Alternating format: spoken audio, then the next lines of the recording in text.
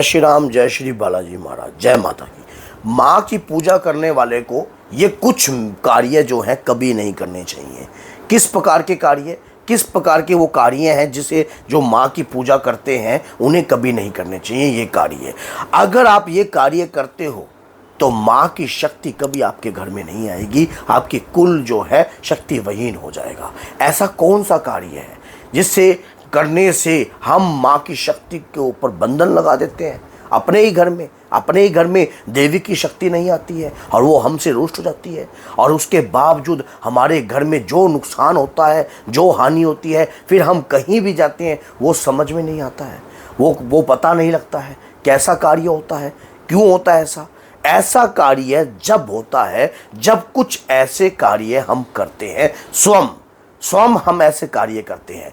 पहली बात, जो माँ के भक्त हैं, अगर उनके घर में कुल देवी की पूजा, आपके घर में कुल देवी की पूजा होती है और होती आ रही थी, और अचानक ही आप अपने घर में कोई मांगलिक कार्य करते हो, मंगल की पूजा कोई करते हो, या कुछ भी विशेष लड़के का विवाह या कोई फैक्ट्री या कोई व्यापार या किसी भी प्रकार की नई तरक्की का कार्य है, या बच्चे को फॉरेन भेजने का कार्य है, या कुछ भी ऐसा करते हो और आप माँ को याद ही नहीं करते, माँ को बधाई तक नहीं देते, तो ऐसे घर में कुल की शक्ति माँ जगदम्बी की रुष्ट हो जाती है।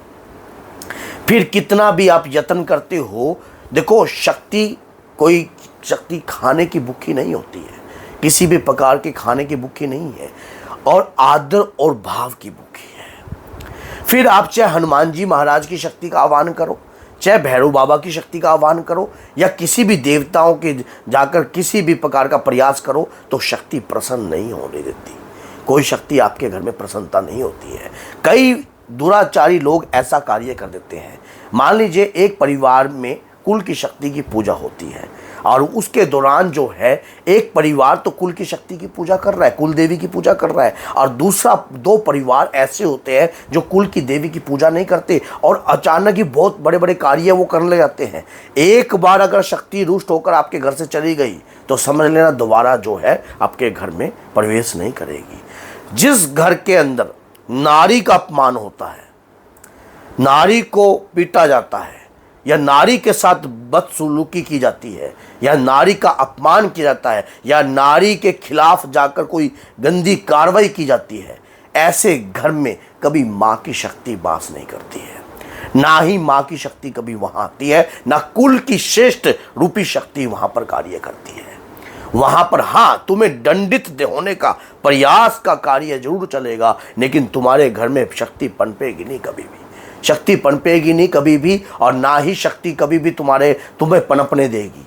हमेशा तुम कहीं ना कहीं जो है गिरते जाओगे, अपने आप गिरोगे, और तुम्हें जगह जगह जाकर जब तुम देखोगे, देखो अगर कुल की शक्ति रुष्ट हो जाती है, या जगदम्बिके की शक्ति अगर रुष्ट हो जाती है, देखो हम माँ के, अगर शिव है तो माँ भी है, अगर माँ है तो शिव है, ये अलग नहीं है। कई लोग क्या करते हैं कि अपने घर के अंदर, मान लीजिए पुराने परिवार के अंदर माता की पूजा होती थी, लेकिन परिवार में माँ की पूजा भी करना बंद कर देते हैं, तो ऐसे घर के अंदर जो है माँ की शक्ति जब रुष्ट हो जाती है तो फिर वो जागृत नहीं होती है। नारी का अपमान नहीं होना चाहिए घर के अंदर।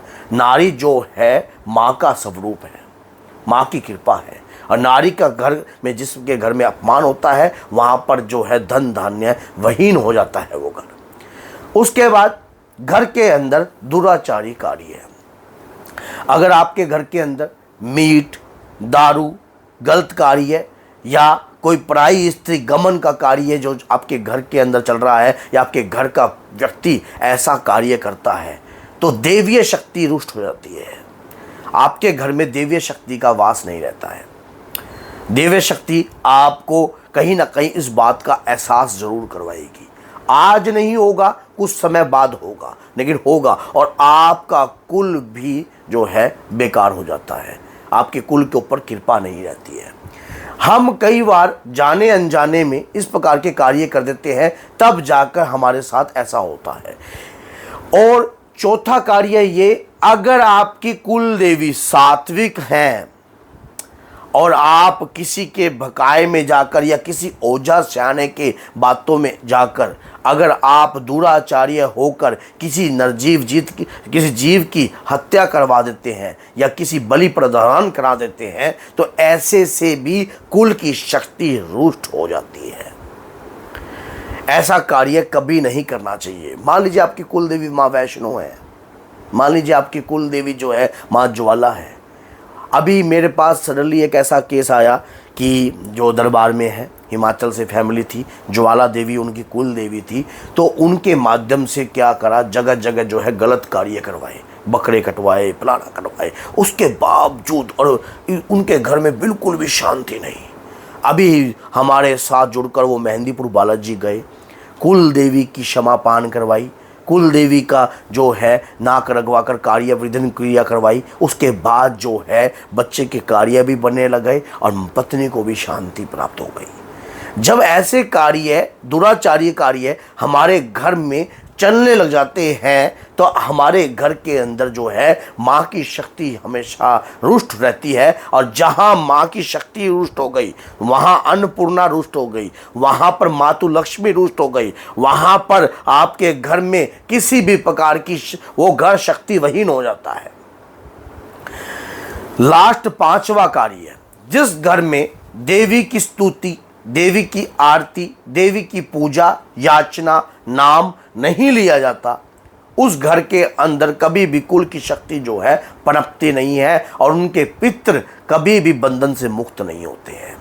सदैव उनके पितृ जो हैं हमेशा बंधन में रहते हैं। फिर वो व्यक्ति क्या करते हैं, जगह जगह जाकर प्रयास करते हैं, देखते हैं, अपनी क्रिया करवाते हैं, लेकिन उन्हें समझ में कुछ नहीं आता, समझ में कुछ नहीं आता। कई लोग तो ऐसे हैं, बहुत सारी चौकी हार चुके हैं, बहुत जगह जा चुके हैं और वो बाद में ऐसा देखते हैं कि पता नहीं यार क्या है, हमारे घर का तो कोई बेड़ा पार ही नहीं होता, कोई कार्य सिद्ध ही नहीं होता।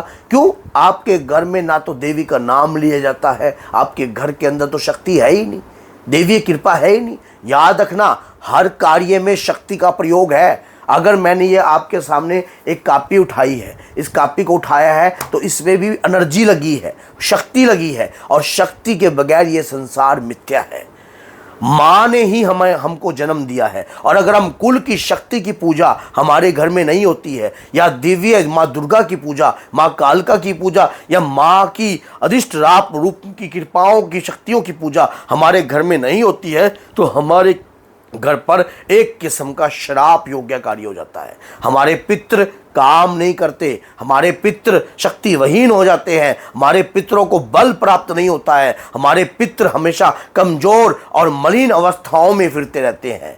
हमारे पितरों के अंदर वो बल और वो ऊर्जा नहीं होती है जो होनी चाहिए। जब हमारे पितृ बलवान जब होते हैं, जब कुल की शक्ति की कृपा होती है, और कुल की शक्ति की कृपा जब होती है जब हम अपने घर में लगातार माँ दुर्गा का या माँ गौरी का या माँ का कभी भी अपने घर में गुणगान करते रहते हैं, तो हमारे घर की शक्तियाँ जो हैं खुलती रहती हैं। तो इसीलिए बहुत सारे लोग जो धक्के खाते हैं इसी कारण से है। अगर आप माँ के भक्त हो तो चैनल को सब्सक्राइब कीजिए और 10 लोगों तक इस वीडियो को जरूर शेयर कीजिए। तो बोलिए जय श्री राम, जय माता।